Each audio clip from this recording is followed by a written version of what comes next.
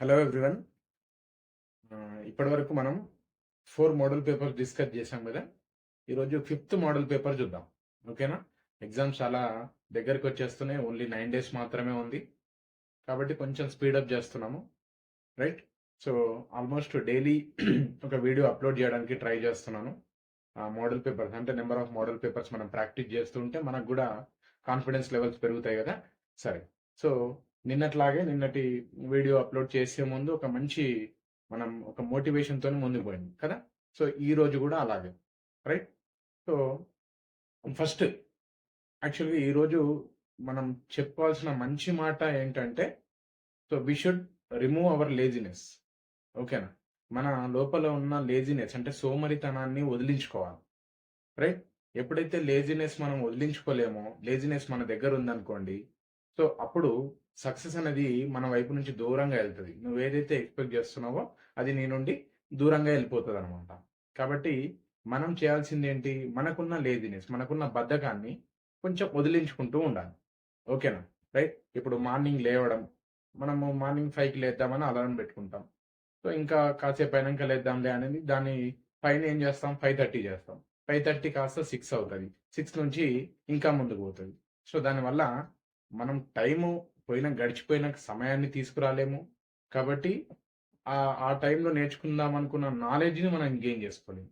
So, ఇది దేనివల్లొచ్చింది? మెయిన్‌గా మనకున్న లేజినెస్ వల్ల. ఆ లేజినెస్‌ని దూరం జేయాలి. ఓకేనా? సో, దాన్ని ఒక 2 నిమిషాల్లో కంప్లీట్ జేస్తాను. ఒక చిన్న స్టోరీతో మనం ఇంకా తెలుసుకుందాం. ఓకేనా? దాని గురించి ఇంకా తెలుసుకుందాం. ఏంటంటే ఒక అడవిలో 2 జంతువులున్నాయి. ఒకటేంటి కుందేలుంది. తర్వాత జింక ఉంది. 2 ఉన్నాయి. ఓకే. ఆ రెండిటి మధ్య ఎప్పుడూ డిస్కషన్ జరిగేది. అంటే నువ్వు గొప్ప అంటే నువ్వు గొప్ప అని. సో, దాంట్లో జింక అనేది చాలా లేజినెస్ అనమాట. జింకకి ఎక్కువ గూడా అది ఎప్పుడు గూడా బద్ధకంతో ఉండేది. కానీ కుందేలు అలా గాదు. సో, ఎప్పుడు కష్టపడుతూ ఉండేది. ఈ విషయం అక్కడ అడవిలో ఉన్న చుట్టూ ఉన్న జంతువులన్నిటికి తెలుసు. ఓకే. అదే విషయాన్ని జింకకి జెప్తే జింక యాక్సెప్ట్ చేయదు. అందుకని అన్నీ ఏం జేశాయంటే, ఒకరోజు ఆ రెండిటి మధ్య ఒక పోటీ పెడదామనుకున్నాయి. సో, ఏంటి అంటే, సో, ఈ అడవిలో ఒక పెద్ద దుంప ఉంది. దుంప అంటే తెలుసు కదా! ఇప్పుడు మనకు స్వీట్ పొటాటో లాగా రైట్? సో, ఒక దుంప ఉంది. ఆ దుంప ఒక పర్టిక్యులర్ ప్లేస్‌లో ఉందని జెప్పేసి ఒక లొకేషన్ జెప్తారు. ఆ లొకేషన్ మీరెవరైతే వెతుకుతారో, ఆ వెతికిన లొకేషన్‌లోనే ఆ దుంప ఉంది అని జెప్తారు. చెప్పిన తర్వాత ఈ రెండిటికి టైమ్ అలాట్ జేస్తారు. ఈ ప ఈ ఈ టైం లోపల మీరు ఆ దుంపని వెతకాలి. ఎవరైతే వెతుకుతారో ఆ దుంప అనేది వాళ్ళకే సొంతమవుతది.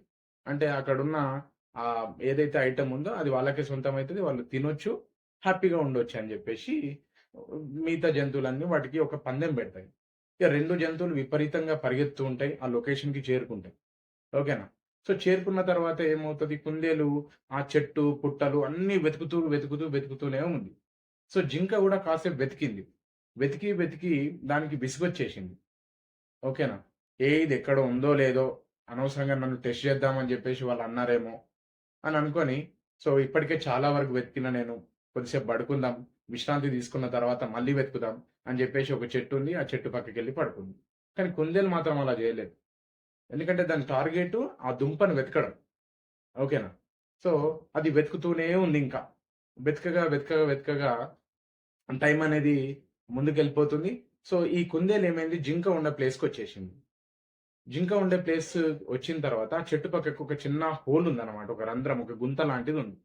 ఆ గుంతలోనే దుంప ఉంది. ఇప్పటివరకు ఆ జింక అదే చెట్టు పక్కన పడుకుంది. కానీ దాని లేజినెస్ వల్ల ఏమైపోయింది? ఆ పక్కనున్న ఐటెమ్‌ని పొందలేకపోయింది. కానీ కుందేలు మాత్రం అలసిపోకుండా ప్రయత్నం చేస్తూనే ఉంది. చివరికి సాధించింది. కాబట్టి మనం గూడా కంపల్సరీ లైఫ్‌లో మనకున్న ఏదైతే లేజినెస్ ఉందో, ఆ లేజినెస్‌ని దూరం చేయాలి. దూరం జేసినప్పుడు మాత్రమే మనకు కావాల్సిన అచీవ్‌మెంట్ ఏదైతే ఉందో, సక్సెస్ ఏదైతే ఉందో మనం దాన్ని టేస్ట్ జేయగలుగుతాం. ఓకేనా? కాబట్టి సో, ఈ విషయం మనం దృష్టిలో పెట్టుకొని ఇప్పటినుంచి మనం లేజినెస్ దూరం జేద్దాం. మనకు కావాల్సిన ఏదైతే సక్సెస్ రేట్ ఉంది గదా! ఆ రేట్‌ని మనం గెయిన్ చేసుకుందాం. ఓకేనా? All the best. ఈరోజు ఫిఫ్త్ మోడల్ పేపర్ డిస్కస్ చేద్దాం. Okay. Thank you. Okay. So now model paper 5, whereas section number 1. So what is the first question? Predict why does sky appear dark to an astronaut? ఓకేనా, question ఏంటి? Predict why does sky appear dark to an astronaut. Astronaut అంటే ఎవరు? The person who travels in the space. స్పేస్లో travel చేసే వాళ్ళని మనం ఏమంటాము? Astronaut అంటాం. ఓకేనా, ఆస్ట్రోనట్కి స్కై అనేది బ్లాక్ కలర్ లేదా డార్క్ కలర్లో ఎందుకు అపియర్ అవుతుంది అని అడుగుతున్నాడు. సో ఎందుకు అపియర్ అవుతుందో మనల్ని ప్రెడిక్ట్ చేయమంటున్నాడు, ఊహించమంటున్నాడు. ఓకేనా, సో దీనికి ఆన్సర్ ఏంటి? బేసికల్గా so there is no atmosphere in the space. Outer స్పేస్లో మనకు అట్మాస్ఫియర్ అనేది ఉండదు. అట్మాస్ఫియర్ ఉండకపోవడం వల్ల so there is no scattering of light. Whatever the sunlight is there, so that is not going to scatter. Scattering లేదు కాబట్టి so that light can not be enter in to the eye. ఓకేనా, light scatter అయ్యి different కలర్స్గా produce అయిన తర్వాత మన ఐని reach అవుతుంది కాబట్టి కలర్స్ని ఐడెంటిఫై చేస్తాం కదా. ఇక్కడ ఏమైంది? So because of the no atmosphere in the space, right? No scattering of light. So due to no scattering, what happens? No light reach the eye. మన కంటిని ఏ లైట్ కూడా రీచ్ అవ్వదు. సో అక్కడ లైట్ లేకపోవడం వల్ల ఏమవుతుంది? So the sky is appearing as a dark. ఓకేనా, so that is the answer. Coming to the next one, second question. Mention the precautions to be taken in the Oersted experiment. ఓకేనా, Oersted experiment మీ అందరికీ idea ఉంది కదా. దాంట్లో మనం ఎట్లాంటి జాగ్రత్తలు తీసుకోవాలి? ఆయిర్స్టీడ్ ఎక్స్పెరిమెంట్లో ఏం చెప్తుంది? The current carrying conductor produces the magnetic field కదా. కరెంట్ క్యారింగ్ కండక్టర్ అనేది మ్యాగ్నెటిక్ ఫీల్డ్ని ప్రొడ్యూస్ చేస్తుందని ప్రూవ్ చేసే దాంట్లో మనం అదే 24 gauge copper wire, thermocol sheet, wooden sticks ఇవన్నీ తీసుకుంటాం కదా. అలా తీసుకునే క్రమంలో ఆ ప్రొసీజర్ చేసే టైంలో ఎట్లాంటి ప్రికాషన్స్ అంటే ఏంటి? జాగ్రత్తలు. ఏం జాగ్రత్తలు తీసుకోవాలి అని అడుగుతున్నాడు. ఓకేనా, so remember during conducting of Oersted experiment, so we should connect the circuit properly. అక్కడ మనం తీసుకున్న సర్క్యూట్ అనేది ప్రాపర్గా కనెక్ట్ చేయాలి, అంటే లూజ్ కనెక్షన్స్ అనేవి ఏమి ఉండకూడదు. ఓకేనా, coming to the second one, whatever the connections we are giving, so that must be present in the series. ఓకేనా, ఆ సర్క్యూట్ దేంట్లో కనెక్ట్ అయ్యి ఉండాలి? సిరీస్లో కనెక్ట్ అయ్యి ఉండాలి. మనకు 2 టైప్స్ ఉంటాయి కదా, సిరీస్ కనెక్షన్, ప్యారలల్ కనెక్షన్ అని. సో దీంట్లో ఆయిర్స్టీడ్ ఎక్స్పెరిమెంట్లో మనము కనెక్ట్ చేస్తున్న కాపర్ వైరు, బ్యాటరీ, సో ఇవి ఉన్నాయి కదా, అవి సిరీస్లో కనెక్ట్ చేయాలి. ఓకేనా, అండ్ నెక్స్ట్ థింగ్ ఏంటంటే ఇది అడిషనల్ ప్రికాషన్గా మనం తీసుకోవచ్చు. అక్కడ పైన మనం అప్లై చేస్తున్న ఏదైతే కాపర్ వైర్ ఉందో ఆ కాపర్ వైర్ అనేది స్ట్రైట్గా ఉండేటట్టు చూసుకోవాలి. ఓకేనా, సో ఫస్ట్ ప్రికాషన్ ఏంటి? So we should connect the circuit properly. And what is the second precaution? Second precaution మీకు ఏం చెప్పాను? ఇక్కడ కనెక్షన్స్ అనేవి సిరీస్లో ఉండాలి. ఓకేనా, whatever the connections we are giving that must be present in the series. ఈ 2 ప్రికాషన్స్ అయితే మెయిన్గా మనం మెన్షన్ చేయాల్సి ఉంటుంది. దానికి అడిషనల్గా రాయాలనుకుంటే so the copper wire must be straight అని రాస్తే సరిపోతుంది. ఓకేనా, and coming to the next one, third question. So what is the third question? Write 2 uses of nanotubes అన్నాడు. ఓకేనా, నానో ట్యూబ్స్కి బేసికల్గా ఏమేమి యూజ్ ఉంటాయి? By using nanotubes what kind of uses we can utilize in our day to day life. ఓకేనా, so there are 3 uses. మనకు nano tubes నుంచి బేసికల్గా డిఫరెంట్ యూజెస్ ఉంటాయి. మనం మాత్రం ఒక 3 యూజెస్ చూద్దాం. ఓకేనా, అక్కడ 2 అడిగాడు కదా, సో 3 యూజెస్ చూద్దాం. Okay, so the first one, nanotubes can be used to insert so nano tubes are used to insert biomolecules. ఓకేనా, so insert biomolecules into single cell, right? So biomolecules ఉంటాయి కదా, biological టర్మినాలజీలో మనం fats కానీ carbohydrates కానీ అట్లాంటి biomolecules ఏవైతే ఉన్నాయో వాటిని సింగిల్ సెల్లోకి ఇన్సర్ట్ చేయడం కోసం నానో ట్యూబ్స్ యూజ్ చేస్తాం. Nano tubes are used to insert biomolecules into the single cell. ఓకేనా, and nano tubes are also used for the preparation of molecular wires. ఓకేనా, nano tubes are used to prepare the molecular wires లాగా కూడా ఇవి act చేస్తుంటాయి అనమాట. And coming to the next one, basically nano tubes are used in the integrated circuit. ఓకేనా, so integrated సర్క్యూట్లో components connect చేయడానికి కోసం యూజ్ చేస్తాం కదా, సో ఆ కనెక్ట్ చేసుకోవడానికి మనము ఈ నానో ట్యూబ్స్ యూజ్ చేస్తాం. ఓకేనా, what are the uses? The first use, nano tubes are used to insert biomolecules into the single cell and these are used as a molecular wires. Okay na, molecular wires ga kuda manam use chestunam. And coming to the next one, so these are used in the integrated circuit to give the connection for the components. ఓకేనా. So this is about the uses of nano tubes. Okay, దీంతో మనకు first section complete అయ్యింది. Next ఏంటి, second సెక్షన్లో మనకు fourth question ఇక్కడ కనబడుతుంది కదా. ఫోర్త్ క్వశ్చన్ అనేది మనకు ఇన్ఫర్మేషన్ స్కిల్స్ ఇచ్చాడు. ఓకేనా, ఒక టేబుల్ ఇచ్చాడు. యాక్చువల్గా నేను టేబుల్ డ్రా చేయకుండా మీకు మ్యాటర్ ఇచ్చాను. ఇన్ఫర్మేషన్ ఏం చెప్తున్నాం, సో టోటల్ 5 పర్సన్స్ ఉన్నారు ఇక్కడ. ఓకేనా, person A, person B, person C, person D, person E. Okay, so ఆ person A maximum focal length of eye అనేది లెస్ దెన్ 2.5 సెంటీమీటర్ ఉందట. ఓకేనా, బేసికల్గా మనకు 2 వాల్యూస్ గుర్తుపెట్టుకోవాలి. ఏంటవి, minimum focal length is 2.27 centimetre, maximum focal length is 2.5 centimetre. ఓకేనా, so minimum focal length of the eye lens is 2.27, maximum focal length is 2.5 centimetre. ఇక్కడ first పర్సన్కి ఏంటి, మ్యాక్సిమం ఫోకల్ లెంత్ అనేది లెస్ దెన్ 2.5 కంటే తక్కువ ఉంది. పర్సన్ బికి చూడండి, can't see near objects clearly. Person B లోపల ఇచ్చిన ఇన్ఫర్మేషన్ ఏంటి, so the person B can not see near objects clearly, దగ్గరగా ఉన్నాయి క్లియర్గా చూడలేడు. ఓకేనా, person C minimum focal length of eye greater than 2.27. యాక్చువల్గా మినిమం ఫోకల్ లెంత్ 2.27 ఉండాలి కదా, ఈయనకు మాత్రం ఎలా ఉంది, సి పర్సన్కి ఆయన focal length minimum focal length అనేది 2.27 కంటే ఎక్కువ ఉంది. ఓకేనా, నెక్స్ట్ పర్సన్ డిలో ప్రాబ్లం ఏముంటుంది, ఏముంది, లాస్ ఎబిలిటీ ఆఫ్ అకామిడేషన్ అంటే మీకు ప్రీవియస్ వీడియోలో చెప్పాను కదా, అడ్జస్టింగ్ ఆఫ్ ఫోకల్ లెంత్ని అడ్జస్ట్ చేసుకునే కెపాసిటీని మనం అకామిడేషన్ అంటాం. ఈ పర్సన్ డి అకామిడేషన్ని లూజ్ అయిపోయినాడు, అకామిడేషన్ ఆయన కంటిలో జరగడం లేదు. ఓకేనా, ఫోకల్ లెంత్ని అడ్జస్ట్ చేసుకోలేకపోతున్నాడు. Person E limits of lens, focal length of lens, limits of F అంటే ఏంటి, ఇక్కడ focal length, F of lens are 2.5 centimetres to 2.27 centimetre. యాక్చువల్గా ఇక్కడ 2.27 నుంచి 2.5 రావాలి. ఓకేనా, minimum focal length 2.27, maximum focal length అనేది 2.5 సెంటీమీటర్ ఉండాలి. ప్రింటింగ్ అనేది రివర్స్లో వచ్చింది. Okay, no problem. Limits of focal length అంటే 2 వాల్యూస్ అనేవి ఇక్కడ ఉన్నాయన్నమాట. ఓకేనా, so by observing this information, so we have to write the answers for the questions. ఇక్కడ కొన్ని క్వశ్చన్స్ ఇచ్చాడు.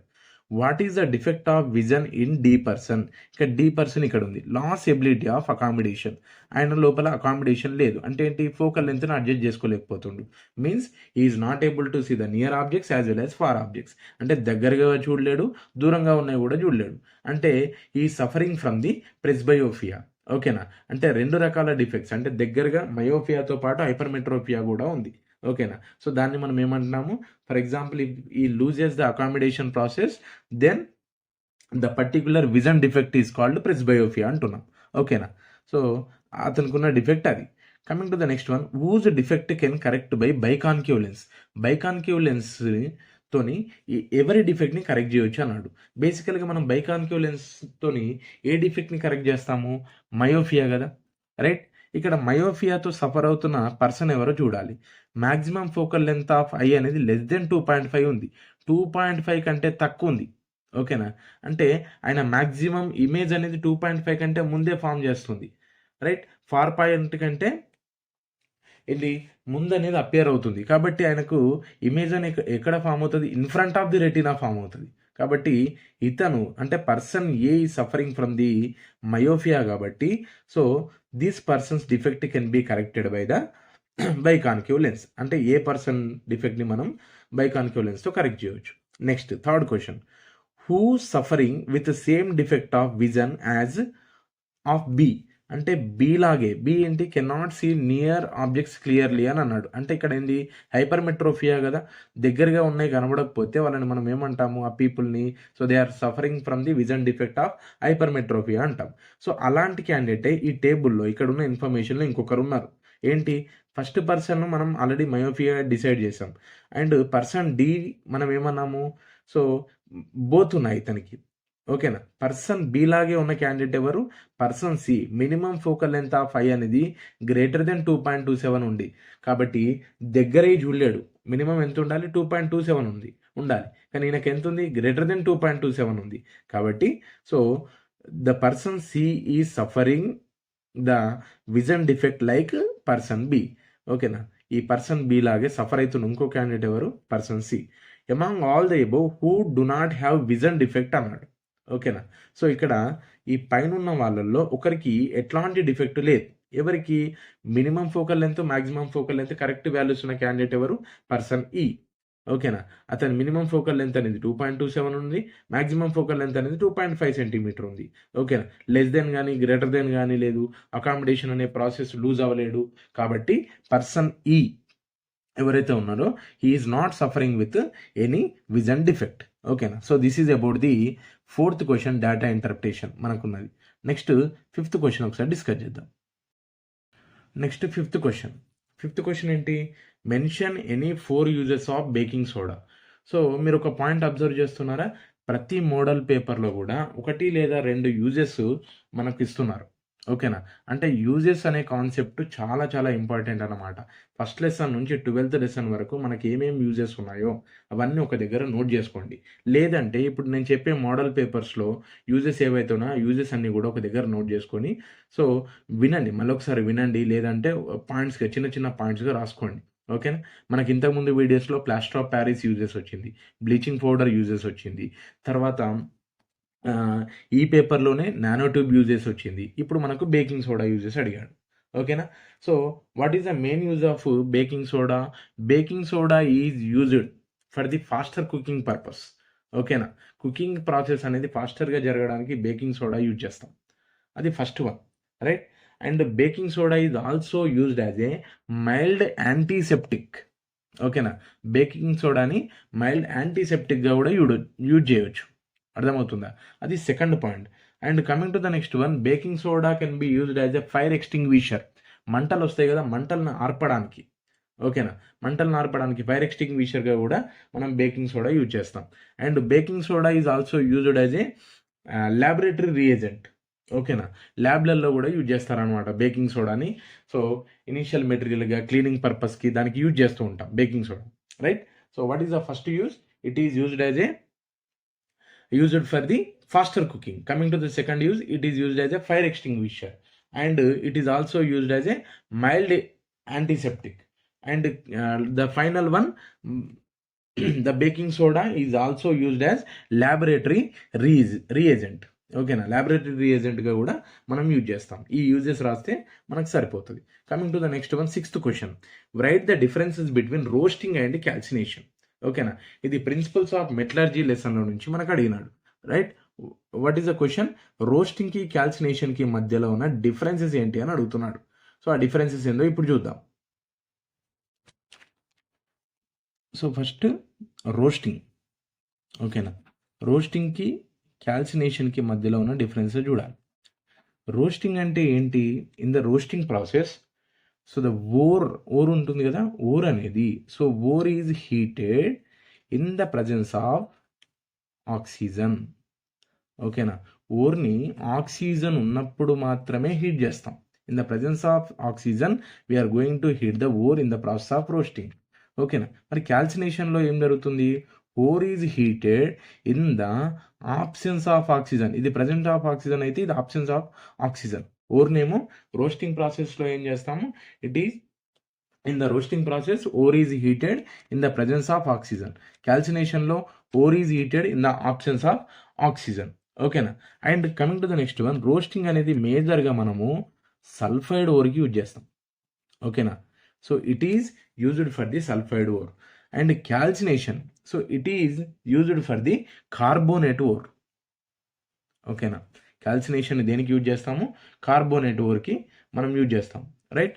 సో తర్వాత మనం దీంట్లో ఆక్సిజన్ అనేది కంపల్సరీ రిక్వైర్ అవుతుంది, ఎందుకంటే in the presence of oxygen అన్నాం కదా.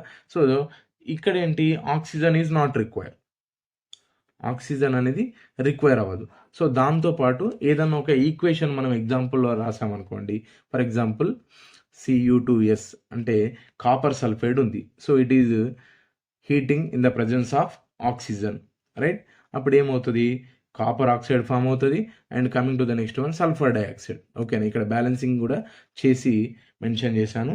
అదే దీనికి ఎగ్జాంపుల్ ఏంటి? కార్బోనేట్ అన్నాం కదా, కాల్షియం కార్బోనేట్ తీసుకున్నాం, లైమ్ స్టోన్. ఓకేనా, it is going to decompose as calcium oxide and carbon dioxide. ఓకేనా, CaCO3 అనేది కాల్షియం ఆక్సైడ్గా కార్బన్ డైఆక్సైడ్గా డివైడ్ అవుతుంది. Okay, right. ఇవి మనకు డిఫరెన్సెస్. ఫస్ట్ డిఫరెన్స్ ఏంటి? ఓర్ అనేది it is heated in the presence of oxygen. Oxygen ఉన్నప్పుడు జరుగుతుంది. Ore is heated in the absence of oxygen and it is used for the sulphide or. Roasting process అనేది sulphide ore. So carbonate ore అనేది calcination ద్వారా మనము heat చేస్తాం. ఓకేనా, కాబట్టి carbonate ore calcination, C and C అట్లా గుర్తుపెట్టుకోండి. So ఇక్కడ already in the presence of oxygen కాబట్టి it requires more oxygen. It do not require oxygen. And equation copper sulphide is heating in the presence of oxygen కదా, అందుకే ఇక్కడ ఆక్సిజన్తో react అవుతుంది. అప్పుడు ఇవి products. Okay, copper oxide, sulphur dioxide. ఓకేనా, next క్యాల్సినేషన్లో calcium carbonate. So it is decomposing into the calcium oxide and carbon dioxide in the presence of, in the absence of oxygen. ఇది దీనికి ఎగ్జాంపుల్, ఇదేమో roasting example, right? So these are the differences between the roasting and calcination. ఇప్పుడు next question discuss చేద్దాం. Next question ఇప్పుడు మనకు section 3లో ఉంది. ఓకేనా, already second section complete అయింది కాబట్టి మన 7th క్వశ్చన్ అనేది సెక్షన్ 3లో ఉంటుంది. Explain the cleansing action of soap అన్నాడు. ఇది ఏ లెసన్ మనకు 12th లెసన్ నుంచి అడిగాడు. ఓకేనా, అసలు క్లీన్జింగ్ యాక్షన్ ఆఫ్ సోప్ అనేది ఎలా ఉంటుంది, ప్రాసెస్ ఏంటి అనేది మనం ఇప్పుడు చూద్దాం. ఓకేనా, బేసికల్గా మనకు సోప్ ఉంది కదా, సోప్ అండ్ డిటర్జెంట్. ఈ సోప్ కానీ డిటర్జెంట్ కానీ వీటి పర్పస్ ఏంటి చెప్పండి? Soaps and detergents are used to remove the dirt from the cloth, అంతే కదా? వాటి మెయిన్ పర్పస్ ఏంటి? So it is used to remove the dirt from cloth. Greasy material కానీ ఆయిల్ స్టెయిన్స్ కానీ ఏమన్నా ఉంటే వాటిని రిమూవ్ చేయడమే కదా సోపు డిటర్జెంట్ పని. అసలు ఆ సోప్ అనేది వాటర్లో ఎలా వర్కౌట్ అవుతుంది అండ్ అది డర్ట్ని ఎలా రిమూవ్ చేస్తుంది ఒకసారి చూద్దాం. బేసికల్గా so the soap molecule structure ఎలా ఉంటుంది అని అంటే, ఇగో హెడ్ టేల్ రెండు వస్తాయి. So this is the structure of soap molecule. Okay, one end is said base, ఇక్కడ టేల్ పార్ట్ ఉంది కదా, దీన్ని మనం హైడ్రోఫోబిక్ ఎండ్ అంటాం. ఓకేనా, హెడ్ పార్ట్ ఉంది కదా, so this is called hydrophilic end. ఈ పాయింట్స్ అన్ని మనం 1 by 1 మెన్షన్ చేయాలి. Soap and detergents are used to remove the dirt from the cloth అని రాస్తాం. ఓకేనా, soap molecule contain 2 parts. What are those? One is hydrophobic end and another is hydrophilic end. ఓకేనా, అదొకటి రాస్తాం. Hydrophobic end has the nature of non polar. Hydrophobic end అనేది non polar. ఓకేనా, hydrophilic end is having the nature of polar. ఇది polar nature ఉంటుంది, ఇదేమో non polar nature ఉంటుంది. ఓకేనా, ఆ పాయింట్ మెన్షన్ చేస్తాం. నెక్స్ట్ పాయింట్లో ఏంటి? Hydrophobic end is attracted towards the dirt. ఓకేనా, సో ఇది ఉంది కదా, ఈ హైడ్రోఫోబిక్ అనేది డర్ట్కి అట్రాక్ట్ అవుతుంది. ఓకేనా, హైడ్రోఫిలిక్ ఉంది కదా, సో ఇదేమో వాటర్కి అట్రాక్ట్ అవుతుంది. ఓకేనా, hydrophilic end is attracted towards the water, hydrophobic end is attracted to the dirt. ఓకేనా, రైట్? సో ఇది మనకు మేజర్ ఇన్ఫర్మేషన్. దాని తర్వాత అసలు క్లాత్లో ఉన్న డర్ట్ మీద ఈ సోప్ మాలిక్యూల్ ఎలా వర్కౌట్ అవుతుందో ఒక్కసారి చిన్నగా చూద్దాం. ఓకేనా, ఫర్ ఎగ్జాంపుల్ ఇది ఒక బకెట్. ఓకేనా, so in this we have taken water. Now we are dissolving soap or detergent. సోప్ని కానీ డిటర్జెంట్ కానీ దీంట్లో మిక్స్ చేస్తున్నాం. మిక్స్ చేసినప్పుడు ఏమవుతుంది? పార్టికల్స్ ఫామ్ అవ్వాలి కదా. ఓకేనా, ఇవన్నీ కూడా ఏంటి? Soap particles. సో దీంట్లో ఏముంది? ఒక క్లాత్ ఉంది, క్లాత్ మీద ఒక డర్ట్ అనేది ఫామ్ అయింది. Now what is our task? We have to remove the dirt. ఈ డర్ట్ అనేది ఈ క్లాత్ నుంచి రిమూవ్ చేయాలి. అందుకే మనం సోప్ యాడ్ చేస్తున్నాం కదా, right? Whenever we are dissolving the soap molecules are moves like this. ఓకేనా, they are suspending in the water. And whenever it is comes to the dirt, నేను ఇందాకే చెప్పాను కదా, ఇక్కడున్న ఎండ్ హైడ్రోఫోబిక్ ఏమవుతుందంటే it attracts to the dirt. ఇదంతా కూడా ఈ డర్ట్ దగ్గరికి వచ్చేసి అట్రాక్ట్ అవుతుంటాయి. ఫర్ ఎగ్జాంపుల్ ఈ క్లాత్ మీద ఇది డర్ట్ అనుకోండి, సో ఇట్లా అట్రాక్ట్ అవుతుంటాయి. ఓకేనా, అన్నీ ఇలా అటాక్ అయిపోయి దాన్ని అట్రాక్ట్ చేస్తుంటాయి. చేసి it will forms as a cluster. ఓకేనా, రైట్? ఇది డర్ట్ ఇలా క్లస్టర్ ఫామ్ చేస్తుంటాయి because of the attraction. whereas the water particles are hydrophilic part is attracted to the water, hydrophobic part is attracted to the dirt. ఓకేనా, so ఇక్కడ ఈ particles అనేవి వాటర్కి attract అవ్వడం వల్ల పుల్ అవుతుంటుంది, పైకి లాగుతూ ఉంటుంది. ఓకేనా, so therefore these particular particle along with the అంటే the dirt particle along with the soap molecules will be suspend in the water, నీళ్ళల్లో తేలుతూ ఉంటాయన్నమాట. దీన్ని మనం ఏమంటామంటే మిసిలి అంటాం. ఓకేనా, దీన్ని మనం ఏమనాలి, మిసిలి అంటాం. Right. So because of the ion repulsion, పక్కనే ఇంకో డర్ట్ పార్టికల్ ఉన్నా కానీ అయాన్ రిపల్షన్ అంటే ఇది సేమ్ కదా. డ్యూ టు దట్ నేను ఇందాక ఏం వర్డ్ యూజ్ చేశాను, అయాన్ రిపల్షన్ వల్ల ఇది మళ్ళీ అట్రాక్ట్ అవ్వదు, ఇది సపరేట్. ఓకేనా. So this is also one more dirt particle is there. So that will be remove along with the water. ఓకేనా, ఈ వాటర్ ఉన్నాయి కదా, వాటర్ని మనం ఎప్పుడైతే స్పిల్ చేస్తామో ఈ డర్ట్ పార్టికల్ కూడా ఆ వాటర్తో స్పిల్ అవుట్ అయిపోయి so that dirt will be removed from the cloth. ఆ క్లాత్ పైన ఉన్న ఏదైతే డర్ట్ ఉందో that can be easily remove. ఓకేనా, in this way the soap molecule works. Okay, so ఒకసారి మళ్ళీ మీకు క్లారిటీగా అర్థం కాకపోతే ఒక్కసారి ఈ వీడియోని రిపీట్ చేసి చూడండి. ఓకేనా. సో దీంట్లో 2 పార్ట్స్ ఉంటాయి. అసలు యాక్చువల్గా ఫస్ట్ సోప్ డిటర్జెంట్స్ పర్పస్ ఏంటి, సో దాంట్లో ఉండే 2 పార్ట్స్ని మనం ఏమంటాము, ఏది దేనికి అట్రాక్ట్ అవుతుంది, అండ్ డర్ట్ వచ్చినప్పుడు అవన్నీ కూడా ఫామ్ అయిన తర్వాత దాన్ని ఏమంటారు.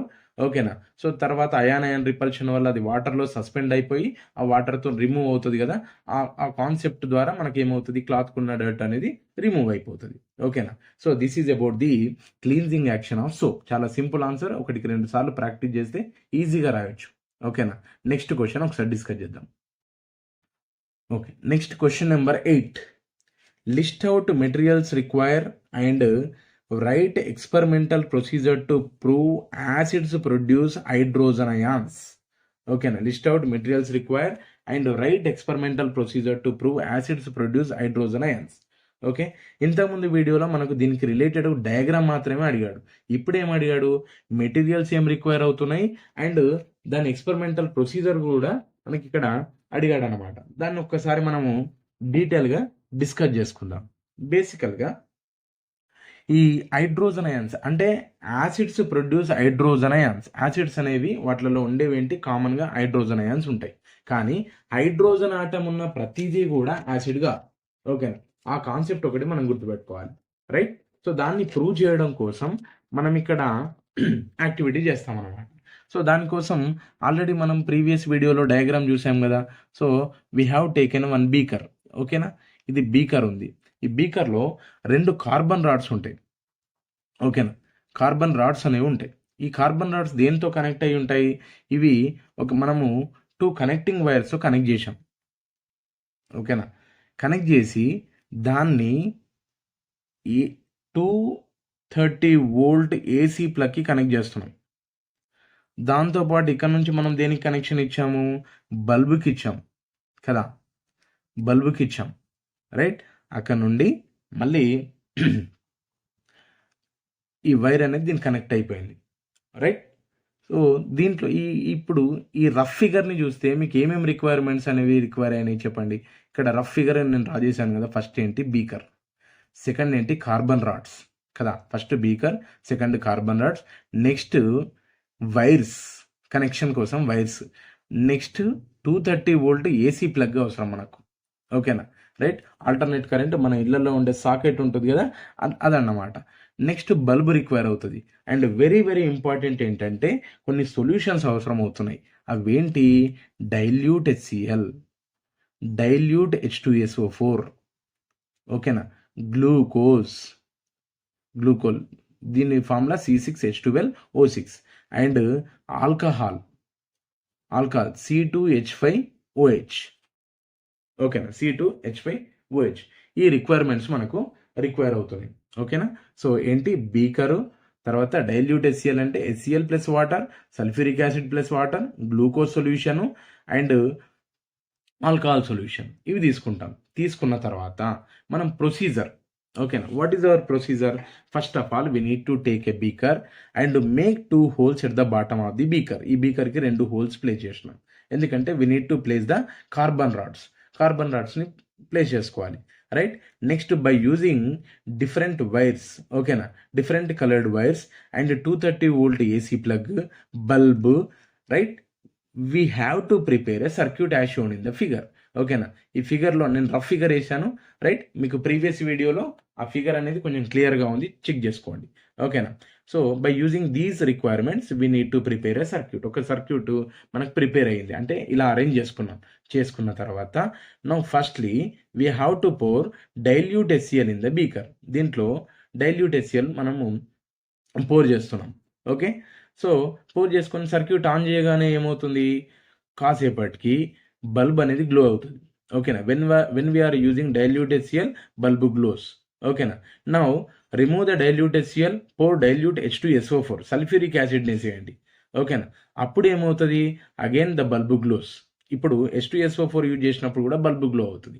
ఇప్పుడు మనం ఏం చేస్తామంటే we need to repeat the same activity with the help of the glucose. ఇప్పుడు గ్లూకోజ్ సొల్యూషన్ దీంట్లో పోయాలి. ఓకేనా, so now not HCl not H2SO4 ఇవి రెండు కాకుండా వాటిని రిమూవ్ చేసి క్లీన్గా తుడిచిన తర్వాత we need to wipe the beaker and connect the circuit as shown in the figure. Now pour glucose solution. ఓకేనా, observe whether the bulb glows or not. ఓకేనా, బల్బ్ గ్లో అవుతుందా లేదా చెక్ చేయాలి. రైట్, నీ అబ్జర్వేషన్ అక్కడ note చేసుకున్న తర్వాత we have to repeat the same activity with the help of the alcohol. ఇప్పుడు ఆల్కహాల్ దేంట్లో పోసినాం అప్పుడు కూడా ఒకసారి చెక్ చేసుకోవాలి.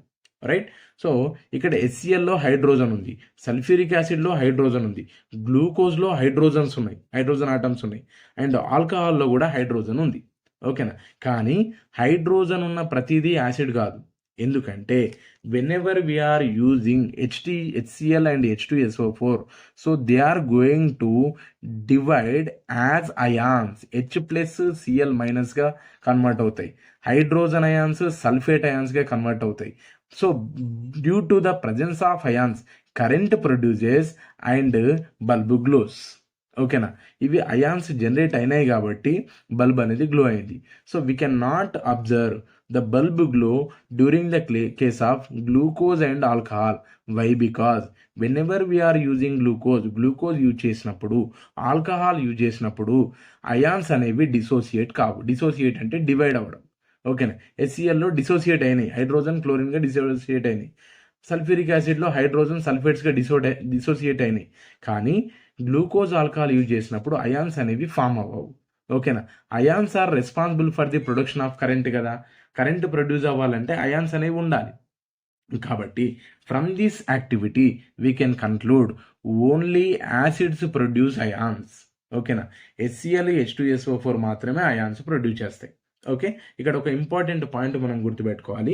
So instead of HCl or H2SO4, for example if you use acetic acid CH3COOH, so then what kind of result we are going to get. ఓకేనా, acetic acid అంటున్నాం కదా, ఇది కూడా యాసిడ్ కేటగిరీ. మరి అప్పుడు కూడా బల్బ్ గ్లో అవుతుంది అంటే yes, the bulb glows but the intensity of the bulb is low. ఓకేనా, బల్బు ఇంతకు ముందు గ్లో అయినంత బ్రైట్గా గ్లో అవ్వదు. ఎందుకు reason? Because acetic acid is a weak acid. ఓకేనా, ఎస్టిక్ యాసిడ్ అనేది ఏంటి? వీక్ యాసిడ్ కాబట్టి it produces very low amount of hydrogen ions. ఆ పాయింట్ ఒకటి మనం అడిషనల్గా గుర్తుపెట్టుకొని ఆ ఆన్సర్లో రాస్తే ఇంకా మనకు కాన్సెప్ట్ క్లారిటీ ఉంది అని ఎవాల్యుయేటర్ అనుకుంటాడు. ఓకేనా, కాబట్టి so this is about the that answer. ఏంటి? Acids produce hydrogen ions. ఓకేనా, only acids produce hydrogen ions అనేది మనకు యాక్టివిటీ ఉంది. ఓకేనా, రైట్. నెక్స్ట్ క్వశ్చన్ డిస్కస్ చేద్దాం. ఇప్పుడు నెక్స్ట్ క్వశ్చన్ మనకి ఏముంది? Diagram section. Okay, diagram section ఇక్కడ కనబడుతుంది కదా. Draw the ray diagram to form the image when object placed between focus and centre of curvature on principal axis of convex lens అన్నాడు. ఓకేనా, మనకు రే డయాగ్రామ్స్ అనేవి concave mirror, convex mirror first లెసన్లో, concave lens, convex lens fourth లెసన్లో ఉన్నాయి. ఇక్కడ question అనేది క్లియర్గా చదవాలి. ఇక్కడ ఏం అడిగాడు? కాన్వెక్స్ లెన్స్ అన్నాడు. ఓకేనా, క్వశ్చన్ని మనం ప్రాపర్గా చదవకుండా ఒక్కోసారి లెన్స్ బదులుగా మిర్రర్ డయాగ్రామ్ వేసే ఛాన్స్ ఉంది. ఓకేనా, సో అలాంటిది ఉండకూడదంటే క్వశ్చన్ని 1-2 సార్లు చదవాలి, తొందరపడొద్దు. Okay, draw the diagram to form the image when object placed between F and C. ఫోకస్కి సెంటర్ ఆఫ్ కర్వేచర్కి మధ్యలో ఆబ్జెక్ట్ ప్లేస్ చేసినప్పుడు ఇమేజ్ ఎక్కడ ఫామ్ అవుతుంది అని అన్నాడు. దాంతోపాటు దాని ఫీచర్స్ కూడా మనం రాస్తాం. ఇక్కడ చూడండి, మనకు డయాగ్రామ్ కనబడుతుంది. Right, so this is the symbol of convex lens. ఇక్కడ ఇంపార్టెంట్ పాయింట్, ఇది కాన్వెక్స్ లెన్స్ సింబల్. మనం రే డయాగ్రామ్ డ్రా చేస్తున్నప్పుడు మన కన్వీనియంట్ కోసం ఇది యూజ్ చేసుకుంటాం. ఇదేంటి? కాన్కేవ్. ఓకేనా, convex lens real image form చేస్తుంది. Convex lens virtual image form చేస్తుంది. ఇప్పుడు ఒకసారి రే డయాగ్రామ్ గురించి డిస్కస్ చేద్దాం. ఓకే, ఇక్కడ చూడండి రే డయాగ్రామ్లో మనం ఏంటి కాన్వెక్స్ లెన్స్ అన్నాడు కాబట్టి కాన్వెక్స్ లెన్స్ సింబల్ వేసాను. సింబల్ వేసిన తర్వాత దాంట్లో మిడ్ పాయింట్ని బేస్ చేసుకొని, దీన్ని ఆప్టిక్ సెంటర్ అంటాం కదా, ఇది ఆప్టిక్ సెంటర్. ఆప్టిక్ సెంటర్ని బేస్ చేసుకొని ఒక హారిజాంటల్ లైన్ వేస్తాము.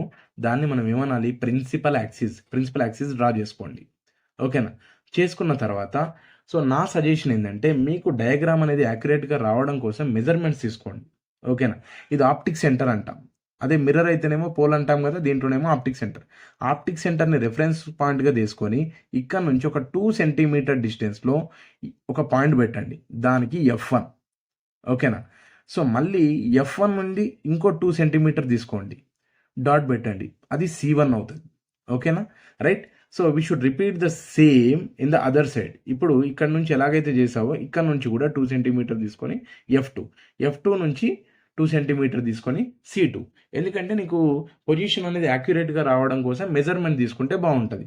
ఓకేనా, ఎందుకు దీనికి మళ్ళీ ఇక్కడ నుంచి 2 సెంటీమీటర్ తీసుకున్నామంటే the distance between optic centre to focus ఇది ఎంతైతే ఉందో మళ్ళీ ఆప్టిక్ సెంటర్ నుంచి సెంటర్ ఆఫ్ కర్వేచర్కి డబుల్ ఉంటుంది కదా, అందుకే ఇక్కడ నుంచి ఇక్కడికి 4 ఉంటుంది, ఇక్కడ నుంచి ఇక్కడికి 2 ఉంటుంది. అది ఓకేనా. సో మన క్వశ్చన్లో ఏమన్నాడు, object is present between the focus and centre of curvature అని అన్నాడు. ఒకటి గుర్తుపెట్టుకోండి, కాన్వెక్స్ లెన్స్ డ్రా చేస్తున్నప్పుడు F1 C1 ఇటు ఐడెంటిఫై చేయండి, F2 C2 అనేది ఇటు ఐడెంటిఫై చేయాలి కాన్వెక్స్ లెన్స్కి.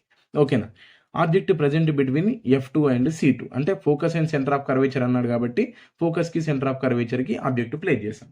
సో చేసిన తర్వాత మనం రే డయాగ్రామ్ డ్రా చేయడం కోసం so we need to take the 2 rays. What is the first ray, ఇది ఫస్ట్ రే. ఇక్కడ స్కేల్ పెట్టి the light ray which is travelling parallel to the principal axis should move through the focus after refraction. ఓకేనా, right. ఏదైతే condition ఏంటి, principal యాక్సిస్కి ప్యారలల్గా ఒక light draw చేస్తాం కదా, అది కంపల్సరీ ఫోకస్ నుంచే వెళ్ళాలి రిఫ్రాక్షన్ తర్వాత. ఓకేనా, రైట్. దాంట్లోనేమో రిఫ్లెక్షన్ అవుతుంది, ఇక్కడనేమో రిఫ్రాక్షన్ అవుతుంది ఫస్ట్ ప్లేస్లో. సెకండ్ ఏంటి, the light ray which is travelling through the optic centre. ఓకేనా, ఇది ఆప్టిక్ సెంటర్ మీదుగా పోవాలి, ఇక్కడ నుంచి స్టార్ట్ అయ్యి ఆప్టిక్ సెంటర్ ఆబ్జెక్ట్ నుంచి ఆప్టిక్ సెంటర్ మీదుగా పోవాలి. Any light ray which is travelling through the optic centre will not be deviate కాకుండా స్ట్రేట్గా వెళ్ళిపోతుంది చూడండి. ఓకేనా, విల్ నాట్ బి డీవియేట్. ఇప్పుడు ఇది first parallel to the principal axis వచ్చి ఫోకస్ నుంచి వెళ్ళిన లైట్ రే, ఆప్టిక్ సెంటర్ నుంచి వచ్చినవి, ఇవి రెండు ఒక దగ్గర మీట్ అవుతాయి కదా. ఆ మీట్ అయిన పాయింట్ నుండి స్కేల్తోని వర్టికల్గా ప్రిన్సిపల్ యాక్సిస్కి ఒక లైన్ డ్రా చేసి డౌన్వర్డ్ యారో ప్లేస్ చేయండి. ఇది ఇమేజ్ అన్నమాట. ఓకేనా, రైట్. సో మన రే డయాగ్రామ్ అనేది కంప్లీట్ అయిపోయింది. ఇప్పుడు ఫీచర్స్ రాయాలి. ఫీచర్స్ ఏంటి, ఇమేజ్ ఫీచర్స్. సో ఇమేజ్ అనేది ఇక్కడ సైజ్ చూడండి, ఈ సైజ్తో కంపేర్ చేసే ఈ సైజ్ ఎక్కువ ఉంది కదా, అంటే ఇమేజ్ ఈజ్ ఎన్లార్జ్. ఓకేనా, అండ్ ఇంకోటి ప్రిన్సిపల్ యాక్సిస్కి బిలో ఫామ్ అయింది కదా. ఓకేనా, and coming to the next one, object ఇటువైపు ఉండి ఇమేజ్ ఇక్కడ ఫామ్ అయింది కదా, రైట్. ఆబ్జెక్ట్ ఇక్కడ ఉండి ఇమేజ్ అనేది ఇటువైపు ఫామ్ అయింది కదా, కాబట్టి దీన్ని కాన్వెక్స్ లెన్స్ ఎప్పుడు కూడా రియల్ ఇమేజ్ ఫామ్ చేస్తుంది. ఓకేనా, ఇది ఇమేజ్ అనేది రియల్, రైట్. ఇమేజ్ అనేది ఏంటి, ప్రిన్సిపల్ యాక్సిస్కి బిలో ఉంది కదా, ఇన్వర్ట్. ఓకేనా, ఇమేజ్ ఈజ్ ఎన్లార్జ్, సైజ్ పెద్దగా ఉంది కాబట్టి enlarge. And coming to the next one, image is real and image is invert. ఓకేనా, and what is the position of the image ఎక్కడ ఫామ్ అయింది అనేది కూడా చాలా చాలా important. When we place object between the focus and centre of curvature, image will be form beyond C. Centre of curvature దాటిన తర్వాత ఫామ్ అవుతుంది చూడండి, బియాండ్ C1 ఫామ్ అయింది కదా, right. So this is about the third question. ఓకేనా, ఇది మనకు descriptive part question పేపర్లో ఇచ్చిన సెక్షన్ 1, సెక్షన్ 2, సెక్షన్ 3. నెక్స్ట్ ఒక్కసారి పార్ట్ బి డిస్కస్ చేద్దాం ఈ పేపర్కి రిలేటెడ్. ఓకేనా, right. Okay, so next part B. పార్ట్ బిలో కొన్ని క్వశ్చన్స్ చాలా సింపుల్గా ఉన్నాయి, మనం ఈజీగా ఐడెంటిఫై చేయొచ్చు. So observe the diagram where the image forms అన్నాడు. ఓకేనా, ఆబ్జెక్ట్ ఎక్కడ ఉంది, బిట్వీన్ F అండ్ C. ఓకేనా, ఫోకస్కి సెంటర్ ఆఫ్ కర్వేచర్కి మధ్యలో ఉన్నప్పుడు ఇమేజ్ ఎక్కడ ఫామ్ అవుతుంది, image will be form beyond the centre of curvature. Beyond the centre of curvature ఉన్న ఆప్షన్ని మనం సెలెక్ట్ చేసుకోవాలి. ఓకేనా, coming to the next one, chemical use to test evolved gas is carbon dioxide. Produce అయిన gas carbon dioxide అని prove చేయడం కోసము మనం ఒక కెమికల్ యూజ్ చేస్తాం. ఆ కెమికల్ ఏంటి, కాల్షియం హైడ్రాక్సైడ్ సొల్యూషన్. సున్నం నీళ్ళు కదా, కాల్షియం హైడ్రాక్సైడ్ సొల్యూషన్, అప్పుడు అది blue coloured lime water will be turns in to the milky white, అది తెలిసింది. Third question, least distance of distinctive vision for the healthy person అన్నాడు. ఓకేనా, అదేంటి 25 సెంటీమీటర్. ఓకేనా, least distance of distinctive vision 25 centimetre. Next, quantum number which gives orientation of orbital orientation ఇచ్చే quantum number ఏంటి? మనకు 4 quantum numbers ఉన్నాయి కదా, principal quantum number, size and energy. ఓకేనా, next angular momentum quantum number, shape of the orbital. Magnetic quantum number ఏం చేస్తుంది? Orientation ఇస్తుంది, అంటే పొజిషన్ గురించి చెప్తుంది, right? So quantum number which gives orientation of orbital ఏంటి? Magnetic quantum number. Next, fifth one, number of groups and periods in Mendeleev periodic table. First ఏం అడిగాడు? Groups అడిగాడు, తర్వాత పీరియడ్స్ అన్నాడు. అండ్ టేబుల్ కూడా మోడర్న్ పీరియాడిక్ టేబుల్ అడగలేదు, Mendeleev periodic table అడిగాడు. So the difference between the Mendeleev and modern periodic table ఏంటంటే, so రెండిట్లలో కూడా పీరియడ్స్ సేమ్ ఉంటాయి, కానీ గ్రూప్స్ వేరీగా ఉంటాయి. ఓకేనా, మెండలిక్ పీరియాడిక్ టేబుల్లో 8 గ్రూప్స్ వస్తాయి, 7 పీరియడ్స్ వస్తాయి. మోడర్న్ పీరియాడిక్ టేబుల్లో 18 గ్రూప్స్ ఉంటాయి, పీరియడ్స్ మాత్రం 7 ఉంటాయి. ఓకేనా, కాబట్టి ఇక్కడ మెండలిఫ్ అడిగాడు కాబట్టి, అండ్ ఫస్ట్ గ్రూప్స్ అన్నాడు కాబట్టి గ్రూప్స్ ఉన్న ఆప్షన్లో మీకు 7,8 కూడా ఉంటుంది, కానీ గ్రూప్స్ అండ్ పీరియడ్స్ అన్నాడు, 8 గ్రూప్స్ 7 పీరియడ్స్. సో ఇది మన ఆన్సర్ అవుతుంది. ఓకేనా, next, sixth one, identify the linear shape molecule అన్నాడు. దీంట్లో ఇక్కడ ఏమి ఇచ్చాడు? బోరాన్ ట్రైఫ్లోరైడ్ ఇచ్చాడు, beryllium chloride, methane and ammonia ఇచ్చాడు, రైట్? లీనియర్ షేప్ మాలిక్యూల్ ఏంటి? బెరీలియం క్లోరైడ్ అనేది లీనియర్గా ఉంటుంది, ఎందుకంటే 180 డిగ్రీస్ కదా. సో బోరాన్ ట్రైఫ్లోరైడ్ ఇది 120 డిగ్రీస్ ఉంది కదా, బోరాన్ ట్రైఫ్లోరైడ్. సో యాక్చువల్లీ ఇక్కడ యాంగిల్ అవసరం లేదు, ఓన్లీ షేప్ అన్నాడు కాబట్టి బెరీలియం క్లోరైడ్ లీనియర్ షేప్లో ఉంటుంది. బోరాన్ ట్రైఫ్లోరైడ్ ఏ షేప్లో ఉంటుంది? Trigonal planar. ఓకేనా, మీథేన్ వచ్చేసి tetrahedral shape. Okay, and ammonia వచ్చేసి పిరమిడల్. సో కానీ క్వశ్చన్లో అడిగింది ఏంటి? లీనియర్ షేప్ మాలిక్యూల్ అన్నాడు కాబట్టి బెరీలియం క్లోరైడ్ అనేది మన ఆన్సర్ అవుతుంది. ఓకేనా, నెక్స్ట్ సెవెంత్ క్వశ్చన్ ఏం అడిగాడంటే, పొటెన్షియల్ డిఫరెన్స్, పీడీ అంటే potential difference measured with instrument అడిగాడు. ఓకేనా, potential difference measured with ammeter, galvanometer, voltmeter and none of the above అన్నాడు. ఓకేనా, పొటెన్షియల్ డిఫరెన్స్ని దేంతో మెజర్ చేస్తాము? Voltmeter. యామ్మీటర్ అంటే ammeter is used to measure the current. మరి గ్యాల్వానోమీటర్ ఏంటి? Galvanometer is used to measure the little amount of current values తక్కువ ఉన్నప్పుడు గ్యాల్వానోమీటర్ యూజ్ అవుతుంది. ఓకేనా, మనం ఎలక్ట్రోమాగ్నెటిజం లెసన్లో యూజ్ చేస్తాం కదా, సో ఫారడేలా ప్రూవ్ చేసేటప్పుడు అది గ్యాల్వానోమీటర్. యామ్మీటర్ ఏమో కరెంట్, కానీ ఇక్కడ అడిగింది ఏంటి? పొటెన్షియల్ డిఫరెన్స్ కాబట్టి volt meter, right? Eighth question, device used to convert mechanical energy to electrical energy. ఓకేనా, మెకానికల్ ఎనర్జీ నుంచి ఎలక్ట్రికల్ ఎనర్జీ కన్వర్ట్ చేసే డివైస్ ఏంటి? డైనమో కానీ జనరేటర్. డైనమో ఆర్ జనరేటర్ అనేది మన కరెక్ట్ ఆప్షన్. ఎలక్ట్రికల్ ఎనర్జీ నుంచి mechanical energy అనేది electric motor, mechanical energy నుంచి ఎలక్ట్రికల్ ఎనర్జీ ఏమో డైనమో లేదా జనరేటర్. ఓకేనా, ఇక్కడ కన్ఫ్యూజ్ అవ్వదు, ఎలక్ట్రిక్ మోటార్ ఏమో ఎలక్ట్రికల్ ఎనర్జీని మెకానికల్ ఎనర్జీ కన్వర్ట్ చేస్తుంది. ఓకేనా, జనరేటర్ ఏమో మెకానికల్ ఎనర్జీని ఎలక్ట్రికల్ ఎనర్జీగా కన్వర్ట్ చేస్తుంటుంది. అది మన answer. Next ninth question, dash acting as catalyst for hydrogenation of oil. ఓకేనా, ఆయిల్స్ హైడ్రోజనేషన్ కోసం దేన్ని క్యాటలిస్ట్గా యూజ్ చేస్తారు అని అన్నారు. గుర్తుపెట్టుకోండి, నికెల్. ఓకేనా, నికెల్ ఉంది కదా, నికెల్ని మనము క్యాటలిస్ట్గా యూజ్ చేస్తాం. ఓకేనా సార్, రైట్? క్యాటలిస్ట్ అంటే ఏంటి? Actually the substance which is not going to participating in the chemical reaction directly. ఓకేనా, it won't change any modification. Chemical రియాక్షన్లో డైరెక్ట్గా పార్టిసిపేట్ అవ్వదు, ఎట్లాంటి మాడిఫికేషన్స్ కూడా జరగదు, అలాగే ఉండిపోతుంది. కానీ so it increases the rate of reaction. Catalyst అనేది ఎప్పుడు కూడా రేట్ ఆఫ్ రియాక్షన్ స్పీడ్ని పెంచుతుంది అనమాట. ఈ హైడ్రోజనేషన్ ఆఫ్ ఆయిల్స్ కోసము మనం నికెల్ని క్యాటలిస్ట్గా యూజ్ చేస్తున్నాం. ఓకేనా, లాస్ట్ బిట్ ఒకసారి చూడండి. Between sodium and sodium ion bigger in size. ఈ రెండిట్లలో బిగ్గర్ ఇన్ సైజ్ ఏంటి? నో డౌట్ సోడియమే. ఓకేనా, ఎందుకంటే సోడియంలో మనకు 281, ఓకేనా సారీ, KLm 3 షెల్స్ అవుతాయి. అదే సోడియం అయాన్ తీసుకున్నాం అనుకోండి, 28, 1 ఎలక్ట్రాన్ లూజ్ అవుతుంది కదా. సో నెంబర్ ఆఫ్ షెల్స్ ఎన్ని అయినాయి? 2. అండ్ ఇంకోటి ఏంటంటే సోడియంలో 11 ప్రోటాన్స్ ఉంటాయి అండ్ 11 ఎలక్ట్రాన్స్ ఉంటాయి.